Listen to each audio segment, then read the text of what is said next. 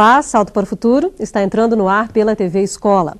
Mas do que cenários, apresentadores e atrações diferentes, cada tipo de programa tem também uma linguagem específica, um tom mais adequado. Nesse processo, etapas como a pesquisa, a criação do roteiro, a captação de imagens, a edição e a sonorização são fundamentais. Hoje, no terceiro programa da série de debates sobre televisão e educação, vamos discutir a linguagem da TV. Estão aqui no nosso estúdio o diretor da TV da Universidade Estácio de Sá, Dermeval Neto. A coordenadora do curso de Comunicação Social da Universidade Federal Fluminense, Irene Cristina Gurgel do Amaral. E o diretor artístico do Departamento de Negócios Internacionais da Rede Globo, Geraldo Cazé. Saiba agora como você também pode participar do Salto para o Futuro de hoje. Mande já a sua mensagem. Você pode participar do Salto ao vivo pelo telefone 0800 21 6689. Via internet, salto@tvebrasil.com.br ou ainda pelo fax. Disque o código da operadora, o DDD 21 e o número 2232-3271. Nosso fax e e-mail estão 24 horas à sua disposição. Você também pode entrar em contato conosco pela Caixa Postal 50050, CEP 20062-970.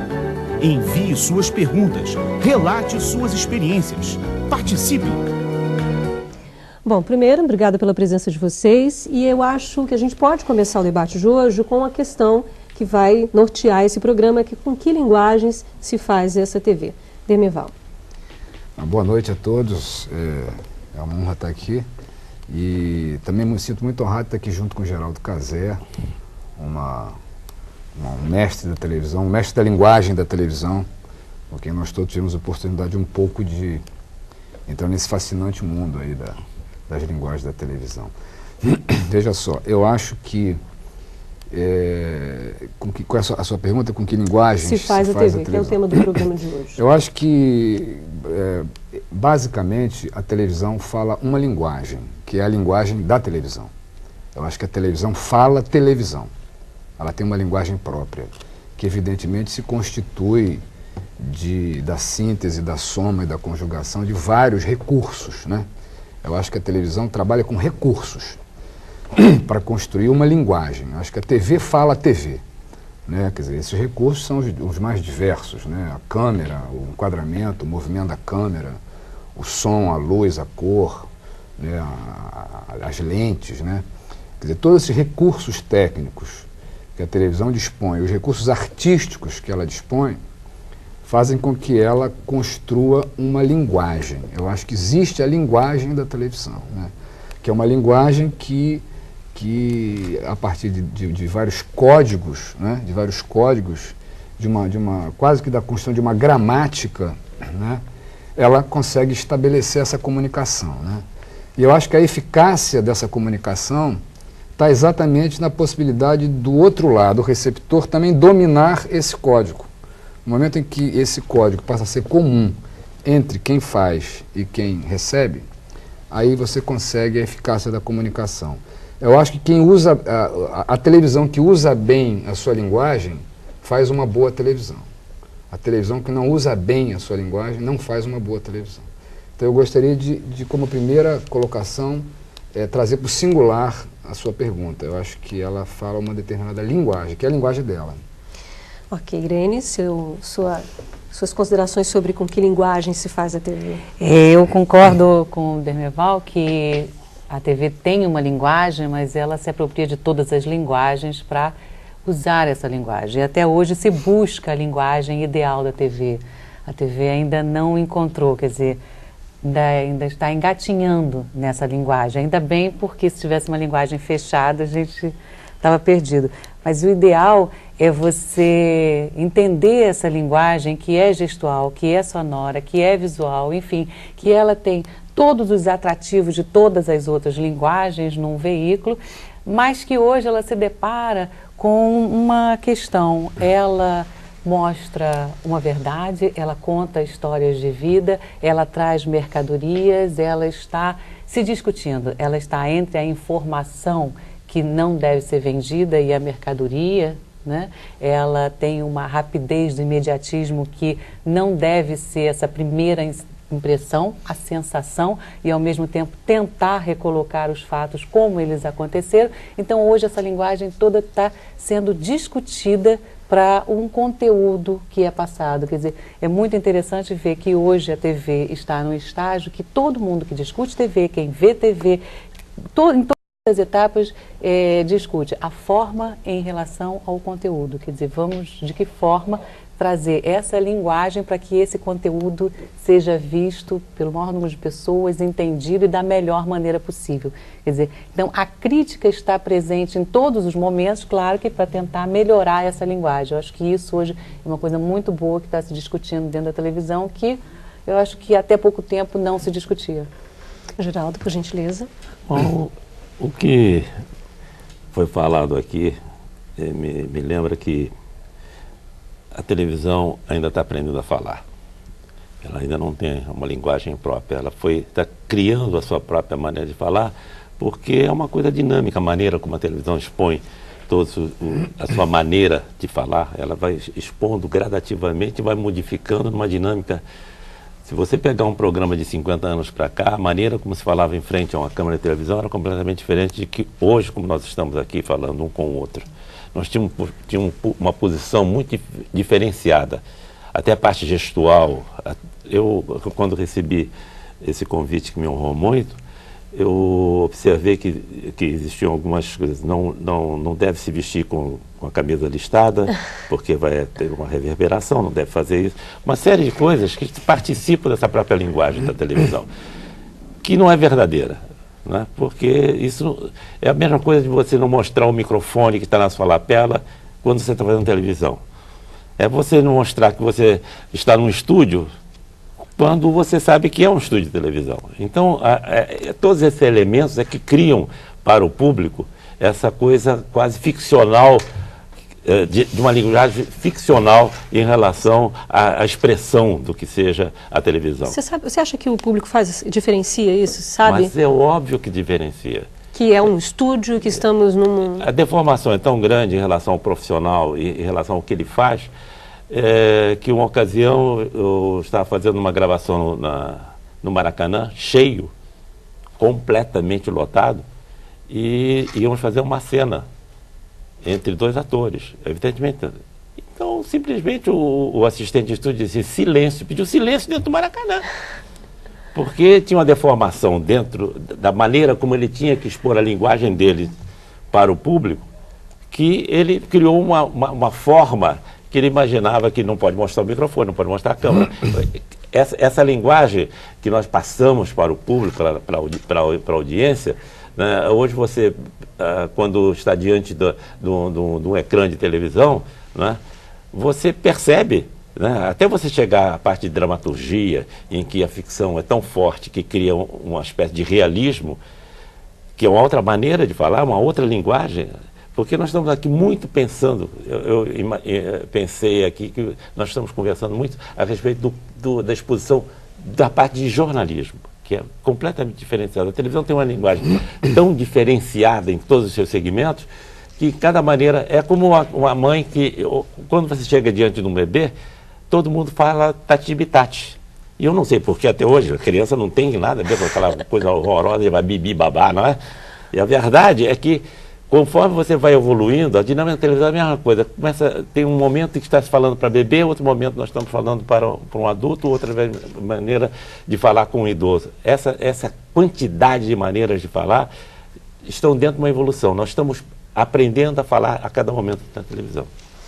Bem, vamos voltar no tempo até agosto de 1973. O apresentador Cid Moreira dá o Boa Noite de estreia do Fantástico, um programa da Rede Globo que fechava o fim de semana com uma mistura de jornalismo, quadros de humor, musicais e teleteatro. Hoje, 3 décadas depois, os apresentadores são outros e as notícias também, mas a fórmula continua a mesma. Terça-feira, 4 horas da tarde, redação do Fantástico. A equipe da revista eletrônica da Rede Globo está reunida para avaliar a edição anterior e preparar o próximo programa. Nestas reuniões, que duram em média 4 horas, a audiência de cada atração, a repercussão das matérias e ideias para novas abordagens são alguns dos temas em pauta. O grande desafio do Fantástico é conseguir saciar essa curiosidade e essa necessidade de informação de um público que normalmente não lê jornal ou revista e atingir a todas as faixas do público. Então é um quebra-cabeça que se renova toda semana. E esse quebra-cabeça é montado com as sugestões de cada repórter, editor e produtor do Fantástico. Eles apresentam para o diretor e para os editores executivos ideias que possam render uma boa matéria. A função de produtor no jornalismo vai desde levantar pautas até tentar viabilizá-las. A gente faz pesquisa, a gente tenta correr atrás dos personagens, que vão ser as pessoas que vão falar na matéria.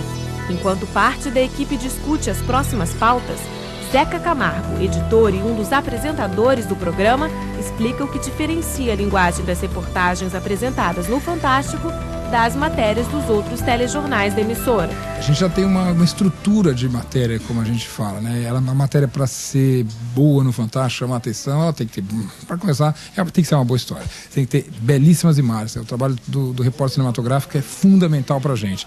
E aí você tem os elementos que fazem essa matéria. As sonoras, são os depoimentos, são os sobe-sons que a gente fala, né? Quando você dá o microfone para o entrevistado falar, e você tem o texto em si, o off, como a gente fala, que costura essa matéria. Há uma preocupação no Fantástico de um acabamento formal muito caprichado, que são 2 horas e meia no ar, então você precisa criar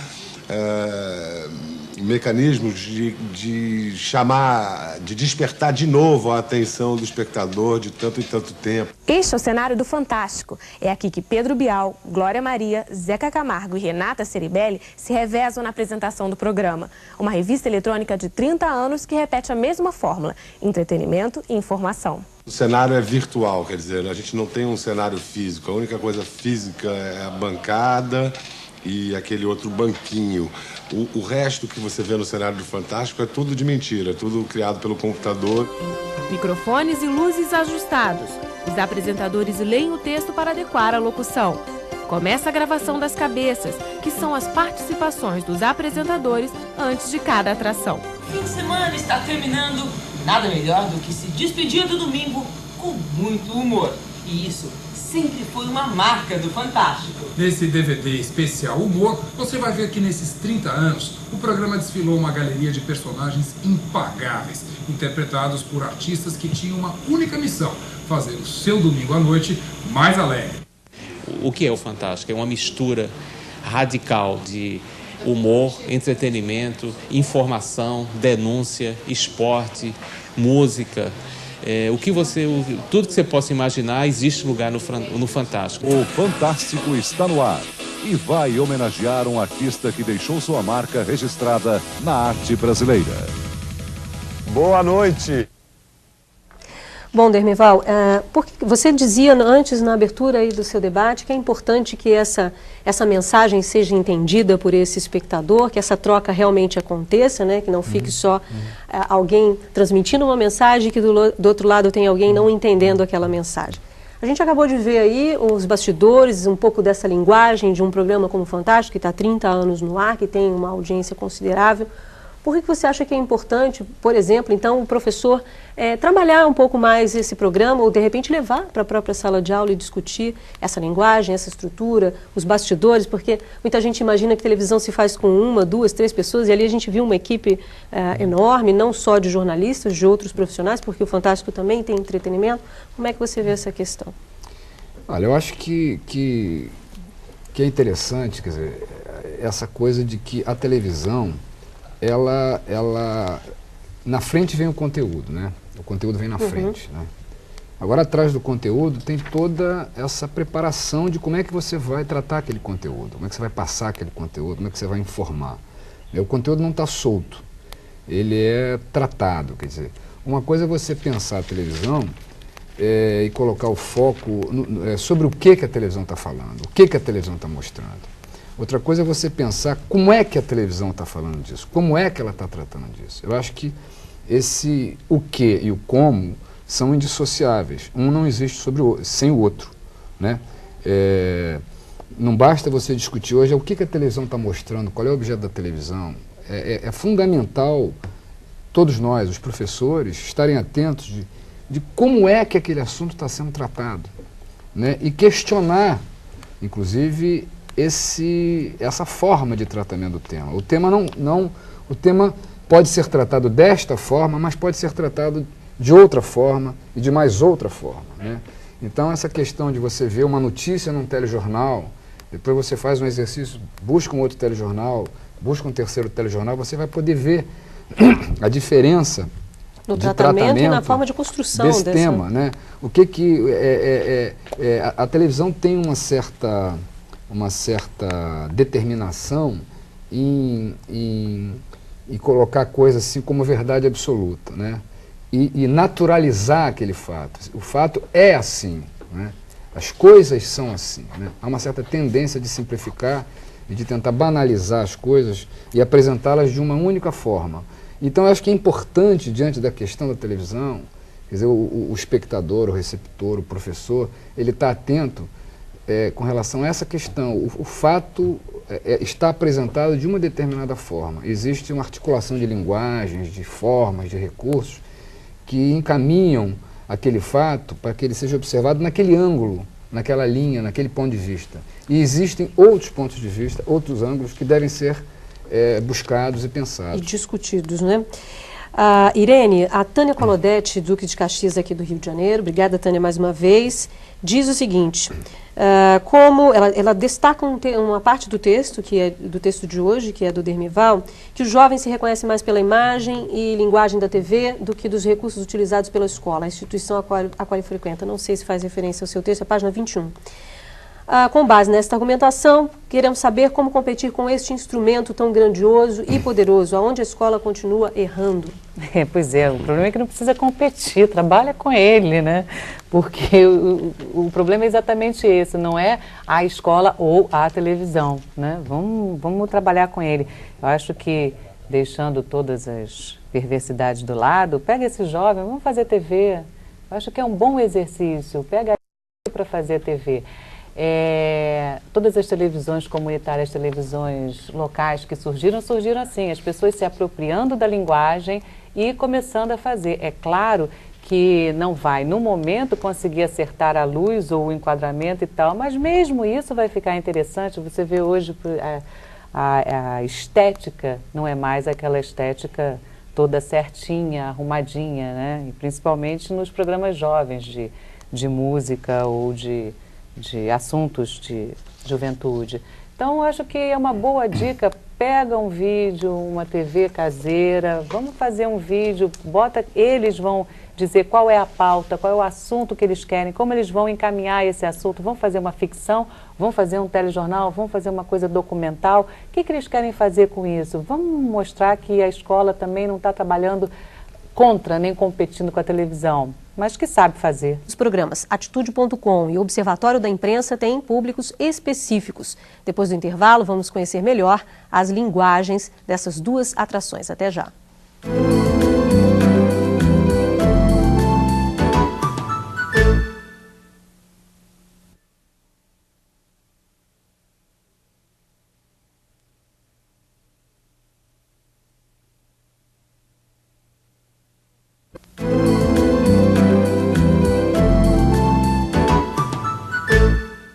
Com que linguagem se faz a TV? É o que estamos debatendo no programa de hoje. Eu quero começar esse bloco. Eu sei que você quer comentar o que Irene dizia no bloco anterior, Cazé, mas aí o seu comentário eu tenho certeza que vai em direção às duas perguntas, até porque você comentou no intervalo que gostaria muito de estar no programa de amanhã sobre relação às crianças. Temos duas perguntas aqui que vão nesse sentido. Douglas, do Rio de Janeiro, porque a linguagem da TV pode ser prejudicial às crianças. E eu te pergunto, é prejudicial? E a Eunice da Bahia, por que será que o adolescente, bem como as crianças, sentem-se atraídos pela linguagem televisiva? Eu acho que a televisão realmente é fascinante, é uma coisa mágica, né? Antes de eu responder essa pergunta, eu vou complementar. Fique à vontade. Dizendo o seguinte, que o professor não pode se preocupar exatamente com o poder da televisão. A televisão é um meio muito importante e complementa, porque não existe maneira de ensinar sem um professor. A televisão sozinha não ensina absolutamente nada sem ter o professor. Essa é uma dúvida constante aqui, Cazé. A gente ouve aqui em várias séries do Salto, os professores perguntando como concorrer com esse veículo eletrônico. É uma concorrência? Tem que utilizar esse veículo poderoso que tem, obviamente, mas aí é que vai partir do próprio professor, saber diferenciar esse conteúdo que o Dermerval falou. Se ele também não diferenciar, ele não vai poder realmente captar o peso e os valores que a televisão pode trazer para o ensino complementando. Com a internet, com a informática, complementa o que o professor... Porque o professor é a única pessoa com quem o aluno vai se encontrar, vai interagir. Então, a televisão, mesmo com a televisão interativa, a televisão não é interativa porcaria nenhuma. Ela não tem essa força bastante que tem um olhar, que tem um sorriso, que tem um gesto de um professor, que traz essa bagagem toda e explica que... Agora, obviamente que o produto da televisão é que vai ser utilizado pelo professor. Ele é poderoso nesse sentido. Se a programação, se o programa infantil, por exemplo, como você me fez... que é a questão aqui. O programa... Obviamente, nós estamos, no mundo todo, despreparados em relação à criança. Nós achamos que a criança é um consumidor, faz consumir.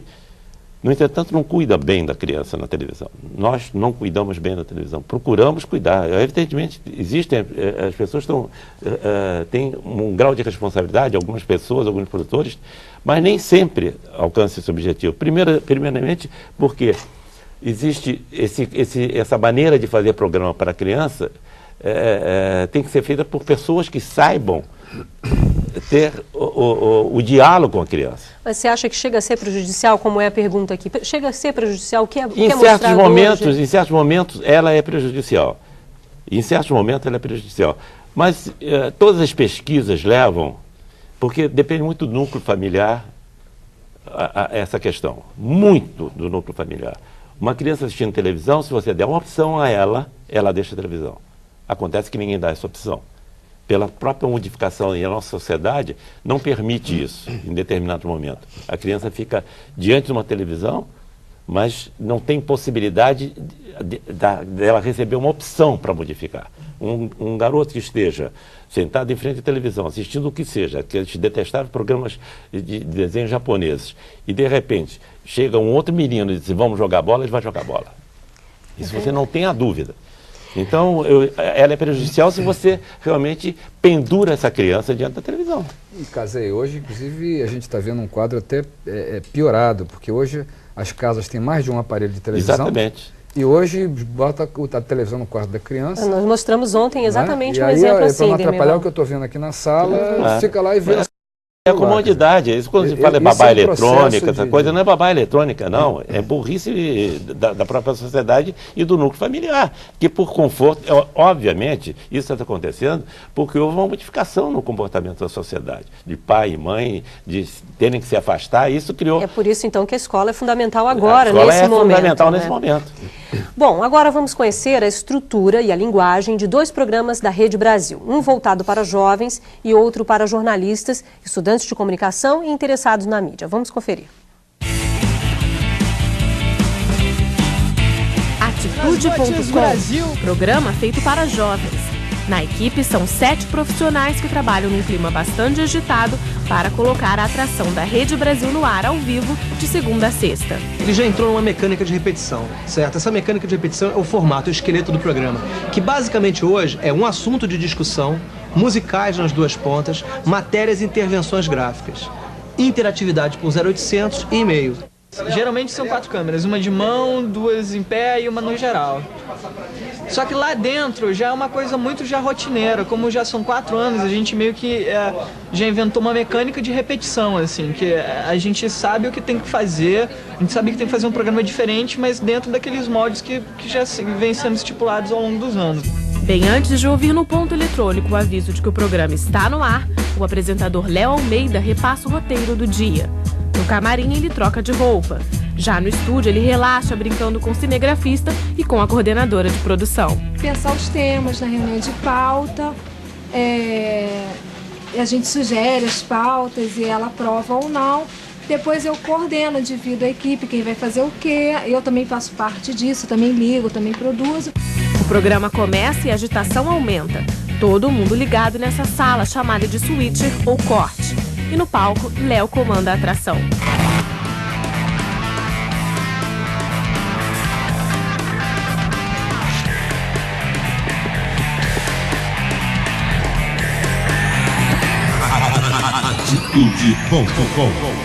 Enquanto aqui a discussão é sobre o universo jovem, bem ao lado, o papo é outro. É nesse cenário que Alberto Diniz e Lúcia Abreu analisam de forma crítica a imprensa brasileira e internacional. Bem-vindos ao Observatório da Imprensa. O Diniz é o apresentador, né? Eu ajo como uma mediadora e eu sou orientada pelo diretor através desse ponto aqui, quer dizer, dos tempos, né, de cada bloco.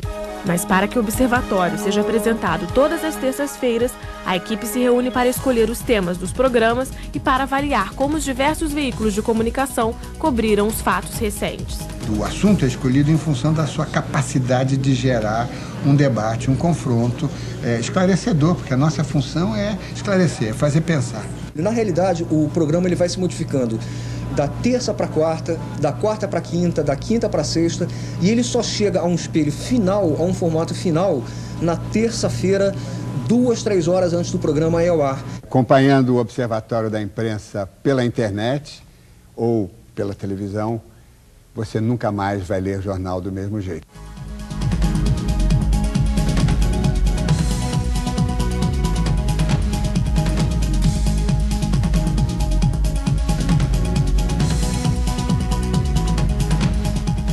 Bom, já que a Lúcia Abreu, minha companheira ali, contou alguns dos segredos dessa televisão e a gente está numa TV ao vivo e Cazé é a favor da gente contar tudo o que acontece aqui nos bastidores, a gente também usa um ponto eletrônico, só para mostrar para você que acompanha o Salto para o Futuro, fica aqui no meu ouvidinho esquerdo. Por aqui, a diretora, que é a Thelma, que fica lá na suíte, como foi mostrado em um vídeo, que é uma sala aqui do lado, diz para mim quem são, você que acompanha o Salto, que é cursista, que liga sempre, o nome de vocês. Muitas vezes eu não entendo, é por isso que eu erro, viu? Não é culpa da Thelma, não. Mas por aqui ela orienta a gente nessa mediação de quem tem que chamar, o professor que está aguardando na linha, então está aqui, tá bom? Bom, aí vamos para uma pergunta que chegou da Juliana Solari, de Itajaí, Santa Catarina, Demeval, que diz o seguinte: como trabalhar a autoestima no jovem que não se encaixa nos padrões de beleza e sucesso que são passados pela mídia. Enquanto vocês passavam o vídeo, vocês discutiam exatamente isso aqui na hora da passagem do vídeo. Como é que você vê isso? Eu acho que é o mesmo processo de você tentar desmascarar, quer dizer, um discurso que se pretende um discurso dominante. Quer dizer, tirar a máscara da televisão é revelar como ela é feita, como diz o Cazé, vamos revelar como ela é feita, não precisamos fingir, não precisamos mentir. Não precisamos fingir que não tem ninguém aqui me avisando que o Cazé contava uma história ótima no intervalo, que era uma transmissão do Maracanã e alguém dizia silêncio, silêncio. Ele contou no programa. Fingir que está no Maracanã, quer dizer, então da mesma maneira que que até a televisão de uma certa maneira ela hoje avançou muito nessa direção de tentar ser mais transparente, mas ainda não é uma transparência como a gente acha que a sociedade exige da televisão e de qualquer outra entidade, instituição. Eu acho que essa questão dos modelos, o modelo de mulher, o modelo de jovem, o modelo de homem, o modelo de carreira, essa coisa do sucesso, essa coisa do consumo, quer dizer, todas essas coisas que estão contidas no curso da televisão, você tem que tirar a máscara da televisão no sentido da educação do olhar, né? Tem que haver a educação do olhar. Não adianta você ficar olhando para a televisão de uma maneira apenas contemplativa ou apenas se fascinando com aquelas linguagens super interessantes que a televisão articula, mas a educação do olhar passa exatamente por essa posição, essa necessidade de você tirar a máscara da televisão, quer dizer, decifrar suas linguagens, perceber os ângulos, os pontos de vista, as formas que a televisão trata, porque a forma é também conteúdo. Aquilo que a televisão inclui e aquilo que ela exclui é uma coisa que mistura forma e conteúdo. Que os padrões que a televisão oferece têm que ser revistos e questionados na medida em que você assume essa postura crítica diante da televisão. Ou porque ela está dizendo não é necessariamente a verdade, ou pelo menos pode ser verdade para alguns, mas para mim não é. Ou uma versão daquele determinado fato. Pode ser algo que diga respeito à cultura de uma cidade, de um lugar, mas não diz respeito à cultura de outro lugar, de outra região. Então essa coisa da televisão impositiva, de homogeneizar e de determinar que tudo tem que ser daquela forma, só poderá ser questionado, discutido... Se essa sociedade souber como é feito, não é isso? Exatamente. Se você consegue perceber que é um grande jogo, que você precisa educar o seu olhar para decifrar essa mágica e encarar de uma forma mais realista, mais reflexiva. Quer dizer, isso só vai chegar à reflexão no momento que você ultrapassar a etapa do fascínio. Se você ficar apenas na etapa do fascínio, isso impedirá a etapa da reflexão crítica. O Neirivan do Maranhão diz o seguinte: a TV exerce uma grande influência sobre o público e tem poder de controlar a opinião das pessoas. No Nordeste, por exemplo, só é mostrado na TV como uma região de pobreza e miséria e, na verdade, não é bem assim. Essa impressão mostrada pela TV provoca no nordestino constrangimento, pois na maioria das vezes são vistos como caipiras. Gostaria que os debatedores comentassem isso. Irene. Pois é, mas e tem algum problema ser caipira, né? Eu me lembro do pessoal do norte, da margem do Rio Solimões, que tem uma televisão chamada TV Mocorongo, é deles, eles mesmos fazem, e Mocorongo é chamado, todo mundo que mora naquela região, fulano é Mocorongo, porque mora ali naquela região, então eles assumiram, não, nós vamos fazer uma TV e uma rádio chamada TV e Rádio Mocorongo, que é melhor, quer dizer, eles assumiram exatamente como são chamados. Tem um programa dos índios que é chamado de Programa de Índio, que é coisa pior do que você dizer, isso para mim foi um programa de índio. Eles assumiram, nós vamos fazer um programa de índio, é um programa feito por eles.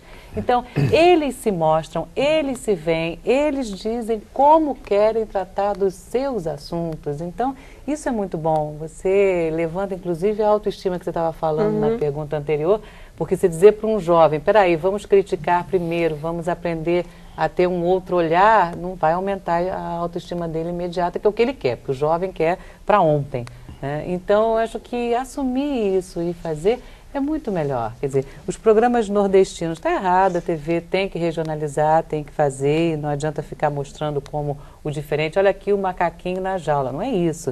É você realmente colocar o telespectador não mais como mercadoria, mas como uma pessoa que tem o que dizer, tem o que mostrar e tem suas peculiaridades. Ok, hora do intervalo e na volta vamos debater um pouco mais sobre a linguagem televisiva. Não sai daí, Salto para o Futuro, volta já.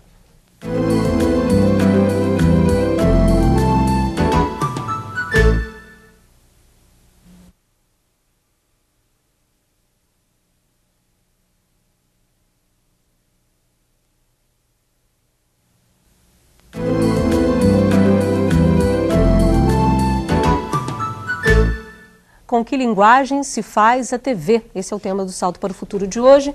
E eu gostaria de começar esse bloco, Cazé. Hoje se diz muito que a qualidade da programação da TV aberta é muito ruim, né? O Nelson Heinef tem até um texto no Observatório da Imprensa, no programa que a gente mostrou nesse segundo vídeo, falando que nunca viu nada tão ruim. Você é um mestre, como o próprio Dermeval já falou, conhece bem essa história da televisão brasileira. Já houve em algum momento, realmente, de fato, que essa TV proporcionou, promoveu uma melhor qualidade daquilo na programação? Primeiramente, eu discordo que ela é ruim. Ela não é ruim, a televisão não é ruim. A televisão, eu acho que às vezes o espectador é que é ruim. Ele não sabe desligar a televisão, ele não sabe mudar de canal, ele não sabe fazer nada. Ele se prende ao que está... Quantas vezes eu digo assim, mas esse programa é porcaria. Mas por que você está assistindo, miserável? Desliga isso, muda. Não é necessariamente não é necessário ele estar assistindo a televisão. Ele não precisa estar assistindo televisão. Mas tem gente que acha, Cazé, perdão te interromper, que o próprio fato de você vai trocar o canal, mas aquela imagem já te invadiu, aquela imagem já te entrou, né? Já invadiu seus olhos e sua mente. O que você acha disso? Mas eu acho que nós todos, a humanidade toda, está sujeita a isso. Nós estamos com um veículo que atualmente é o mais importante como você disse, objeto eletrônico que existe. Então ele entrou na sociedade e não adianta você chegar e querer modificá-lo porque quem está fazendo televisão são seres humanos. São claro, então, são os profissionais, estamos aqui exatamente, por exemplo. Então eles estão, os responsáveis pela televisão, as pessoas que fazem televisão, são pessoas que têm deformações, como tem deformação a pessoa que assiste televisão. Hoje a sociedade, como está falando, a sociedade em relação a faixas etárias para assistir televisão, como é que você vai fazer com uma criança que hoje você não pode controlar porque tem a televisão dentro do seu quarto? Agora, você tem que levar em consideração que a televisão que eu chamo de televisão urbana, a televisão feita nos grandes centros, né, ela se projeta em centros que não tem nada a ver com o centro, a parte regional. As televisões regionais são muito importantes, desde que elas não venham a copiar os padrões Mas não é isso que acontece hoje? Não existe um endeusamento dessa cópia da TV urbana pela TV regional? Exatamente, esse é o grande problema, é que essa pergunta sobre o nordestino, sobre a televisão que atinge o nordestino, a defesa é que aquela televisão regional tenha força bastante dentro do seu lucro. E é comum isso, que as TVs comunitárias são muito importantes. As televisões regionais são muito importantes. As rádios comunitárias, as rádios localizadas nesses centros regionais, no interior do país, são mais importantes que a própria televisão que é emitida pelos centros urbanos. Essa defesa você não pode fazer, não pode então, julgar como uma coisa estándar que a televisão é ruim. Não é só a televisão é ruim, o veículo é Então, pelo que você está dizendo, é preciso então ter uma autoestima dessas próprias TVs regionais para ela se reconhecer que ela pode fazer um produto independentemente da TV urbana. Independente, é quase uma autodefesa, né? Ok, já que a gente está contando alguns segredos hoje da TV aqui, estamos ao vivo, você me incentivou a fazer isso, Kazer? A gente costuma dizer que a linguagem, principalmente no texto jornalístico, ela tem que ser uma linguagem curta, que consiga alcançar esse espectador, se possível com palavras não tão difíceis, não tão complicadas. Eu às vezes brinco aqui com alguns educadores que eles inventam umas palavras para derrubar o apresentador, tipo pluralidade cultural, né? Eu tenho que articular toda a minha boca para dizer isso, e multiculturalismo. Então a gente tenta fazer um texto da melhor maneira possível, que consiga transmitir essa mensagem. E esse texto é um texto escrito, né? Ele vem aqui para um roteiro, ele está escrito, mas ao mesmo tempo ele está num teleprompter que a gente vai mostrar agora para você aí. Então, às vezes o apresentador fica com cara de inteligente, de que sabe tudo, né, Kazer? Mas esse texto é mostrado como os nossos colegas aí de trabalho estão mostrando ali. Esse texto é lido por um apresentador, no caso aqui a gente está mostrando o nosso texto, né? O texto que eu geralmente leio. Hoje eu não vou ler esse texto, já que eu contei o pulo do gato. E agora a gente vai ver 3 depoimentos de outros profissionais falando sobre linguagem televisiva. Vamos lá.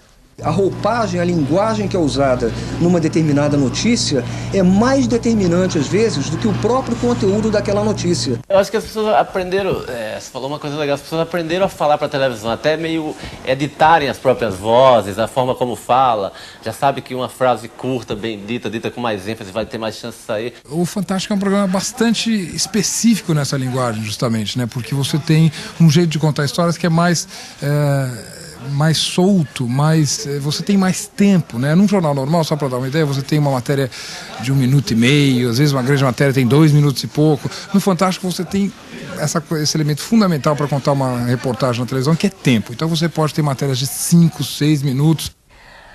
Dermeval, fiquei com o depoimento do Chico, não sei se a gente conseguiu ouvir tudo aqui, que as pessoas aprenderam a falar para a TV. Você acha isso? Quando alguém vai dar uma entrevista para a televisão, ele já aprendeu que tem que usar frases curtas para poder ser aquela sonora, aquele depoimento ser utilizado. Você diz o que? O público que é entrevistado, não profissional de TV? Não profissional. Não, a câmera, ela tem um poder sobre as pessoas impressionante. Ela tira as pessoas do natural, né? As pessoas começam a vestir um personagem, né? O personagem possível, aquilo que ela gostaria de ser, ou aquilo se comportar da maneira que ela acha que gostariam de vê-la, né? Existe, inclusive, eu me lembro de um programa, a televisão brasileira fez vários programas muito interessantes, criativos, de uma década para cá, e eu me lembro de um programa que era feito pelo aquele Marcelo Tass, que é aquele jornalista que hoje está no vitrine da TV Cultura. Aquele jornalista paulista, que eu achava aquilo muito engraçado. Eu me lembro que ele estava cobrindo uma Copa do Mundo. Então ele... Atrás dele tinha uma série de torcedores brasileiros. Não sei se no México ou na Espanha. No fundo do quadro, né? Tava aquele grupo de torcedores e ele virou para a câmera e falou assim: preste atenção quando eu chegar lá com a câmera, como é que eles vão mudar o comportamento dele. Preste atenção. Aí ele virou a câmera, se encaminhou até aquele grupo de torcedores que estava ali descontraído, conversando e tal. Aí ele chegou aí, rapaziada, os caras mudaram, Brasil, Brasil. Quer dizer, eles tinham que imediatamente se transmutar, né, para se converter naquela imagem que é a imagem esperada de um torcedor brasileiro na Copa do Mundo. Quer dizer, é um exemplo, quer dizer, as pessoas quando vão ser entrevistadas, ou elas melhoram muito o rendimento, ou melhoram. Porque às vezes você está conversando com uma pessoa e preparando uma matéria, né, Irene? Você que é repórter. Tem gente que já travou aqui, eu tenho que dizer isso. E a pessoa rende, fala tudo e tal, e na hora que você liga a câmera para gravar, ela não diz aquilo direito, porque quer dizer de outra forma. Mas então, eu já vi ao contrário. Há uma barreira. Eu já vi ao contrário. Eu já vi pessoas que extremamente mal-humoradas fora da câmera, você ligou a câmera e ela era extremamente sorridente. Eu já vi o contrário. Aliás, os humoristas, em geral, são muito bem-humorados. Mas o normal é realmente cada um... Não, o ser humano é assim, a persona é muito importante. E diante da câmera, a persona fica super importante. Ele tem que ser uma pessoa inteligente, né? Eu falo tanta besteira em televisão, porque eu vou falando o que eu estou sentindo. Mas eu acho que a questão central aí é que as pessoas diferenciam o mundo delas e o mundo da televisão. Exatamente. Eu tenho que sair do meu mundo, porque aquele mundo lá é outro mundo. Tem determinadas regras. E eu tenho que ser reconhecido de uma outra forma. De outra maneira, essa barreira. Só para terminar essa questão da pergunta, eu acho que eu vi de uma outra forma. Antigamente as pessoas eram editadas e isso deixava as pessoas bastante chateadas. Quer dizer, elas diziam uma frase muito longa na TV, você pegava o início da frase, o final, cortava o meio, juntava. Mas ainda acontece e mudava isso muito. Não, você disse, a pessoa aprendeu. Aprendeu que era editada. A pessoa aprendeu por necessidade, porque não aguentava mais ser editada e ser colocado o que ela não disse. Quer dizer, então, não foi um aprendizado necessário. O videotape acabou com determinados medos. Né? Agora, Irene, tem uma pergunta para você. Que é resultado do olhar crítico. Você examinar e perceber o que os caras fazem com você lá. Então, vamos tentar ter uma estratégia. Vou falar rapidinho para não deixar editar. Deixa eu só interromper vocês um minutinho. Irene, veio uma pergunta direcionada para você. E diz o seguinte, a Rosângela de Paraíba do Sul: Rosângela, você estava sumida, que bom que você voltou para o salto, viu? Há um tempo. Não sei se é porque a Irene está aqui que você mandou pergunta, viu? Manda um abraço para a Irene Cristina, diz que adoro vê-la em outro papel e pergunto como ela, Irene, se sente nesse outro papel. Porque Irene já foi apresentadora durante um bom tempo daqui do Salto Já pro Futuro, conversamos né? algumas vezes, né? Bom, obrigada então pela lembrança.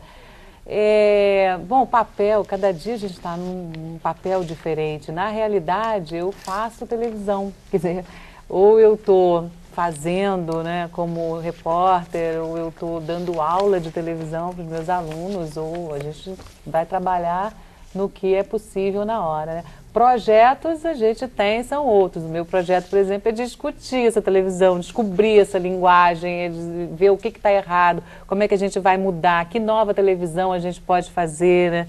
E tudo isso, mas enfim, é por aí.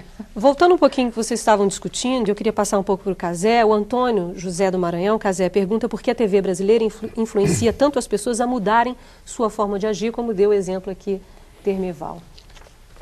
Bom, eu acho que na televisão, não todas as pessoas procuram, através da sua posição, modificar as outras pessoas, não influenciar as outras pessoas.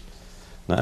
Eu estava vendo uma entrevista do Woody Allen no outro dia, e ele estava falando que ninguém percebeu que a pessoa que ele mais copia é o Bob Hope, porque ele acha o Bob Hope o maior cômico do mundo. Coisas que o público em geral não acha o Bob Hope, e acha o Woody Allen muito. E ele disse que copia piadas do Bob, posição gestual do Bob Hope. Porque eu acho que essa questão da força de que você tem em relação a influenciar pessoas, influenciar eu acho que a televisão tem, ela não muda o padrão, mas ela modifica algumas alguns segmentos. A entrada, por exemplo, da novela brasileira em Portugal modificou, mas consideravelmente, a maneira do português falar. Né? Para bem ou para mal, isso aí não vai se discutir se é para bem. Obviamente, a maneira de se vestir. Quando a Jade estava dançando na novela O Clone, né? Quanto se vendeu quanta bijuteria foi vendida. Os cursos aumentaram, os cursos porque a maneira... mas isso é uma coisa cíclica, é uma coisa que não é tão importante. Eu acho muito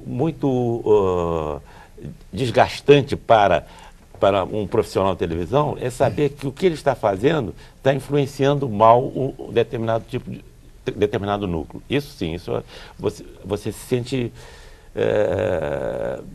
responsável pela modificação de determinada maneira de ser, que em geral pessoas que estão fora dos centros urbanos. Eu sou muito um nordestino que estava reclamando, não é que se o nordestino for modificado, eu prefiro que ele ache ruim até, do que ele ser modificado e passar a ser um garoto de condomínio de Ipanema, entende?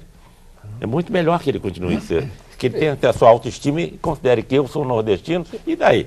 Que ele não modifique o seu modo de ser, seu modo de ser. A televisão mostre o que quiser, mas que... Não digo exatamente até o que eu faria. Um pouquinho sobre essa questão da autoestima, só para fechar, não quero me alongar, que essa questão da autoestima passa muito, eu quero insistir que passa muito pelo olhar crítico, porque você vai se valorizar na medida em que você percebe que alguém está te desvalorizando. Exato. Quer dizer, você vai se valorizar na medida que você percebe que a televisão está tratando você de uma maneira desrespeitosa. Quer dizer, a televisão elege padrões de beleza, de comportamento, como essa coisa que o Cazé falou, o condomínio da Zona Sul do Rio de Janeiro.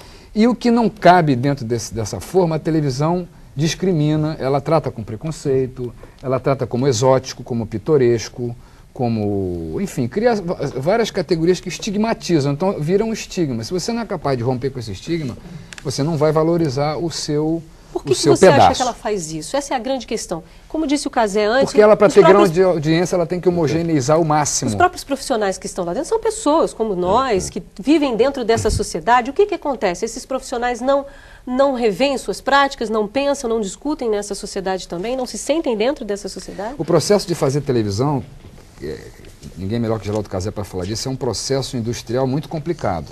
Quer dizer, você tem muito pouco tempo dentro de uma televisão para pensar criticamente o seu trabalho. A oportunidade que alguns profissionais de uma geração mais nova tiveram de ir para a universidade, ou fazer a faculdade como aluno, ou entrar na faculdade como professor, quer dizer, foi um espaço que a gente passou a conjugar para ter uma reflexão crítica sobre a própria prática. O dia a dia da televisão permite muito pouco que você tenha essa visão crítica sobre o seu trabalho. Então, e a televisão tem a tendência de homogeneizar para ela ampliar a audiência. Né? Tá certo. Eu vou ter que te interromper um minutinho, a gente volta no próximo bloco, podemos dar continuidade, ok? Com que linguagem se faz a TV? Esse é o assunto do Salto para o Futuro de hoje. No próximo bloco, os nossos convidados discutem os principais pontos do debate. Até já.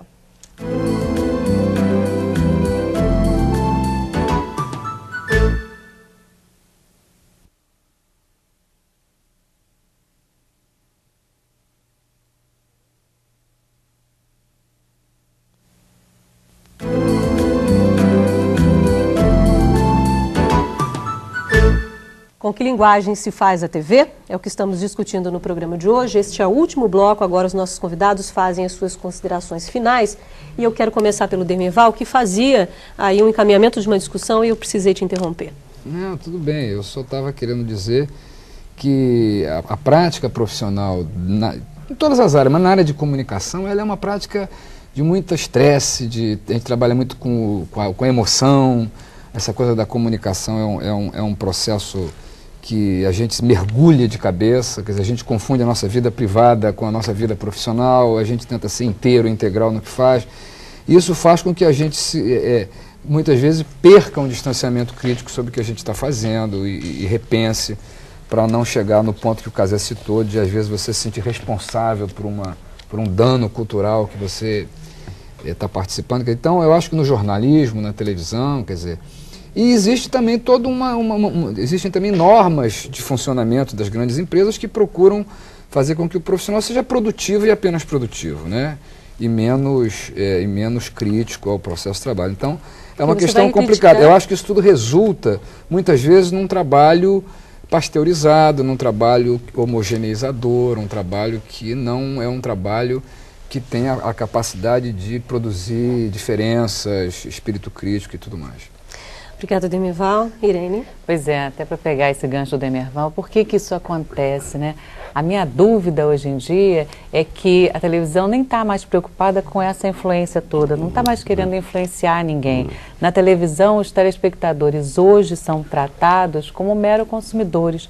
Então, em vez de você vender, eu tenho este produto, que é um programa desse tipo, etc. e tal, não, eu tenho 50 mil telespectadores das classes tal e tal, em tais regiões do país, e é assim que você vende o seu produto.